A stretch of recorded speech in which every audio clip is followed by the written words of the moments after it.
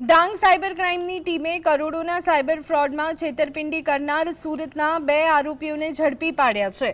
આરોપીઓએ 1203 ઇનામ શાંતિ યાત્રા નામના ગ્રુપોમાં ઇન્વેસ્ટમેન્ટ કરાવ્યું હતું। ફરિયાદી પાસેથી સારો નફો આપવાની લોભામણી લાલચ આપી છેતરપિંડીને અંજામ આપ્યો। આરોપીઓએ સાયબર ફ્રોડના રૂપિયા સુરતથી દુબઈમાં ક્રિપ્ટોમાં ટ્રાન્સફર કર્યા હતા। પોલીસે આરોપી ગૌરવ કાકડિયા અને ચેતન ગાંગાણીની ધરપકડ કરી આગળની કાર્યવાહી શરૂ કરી છે।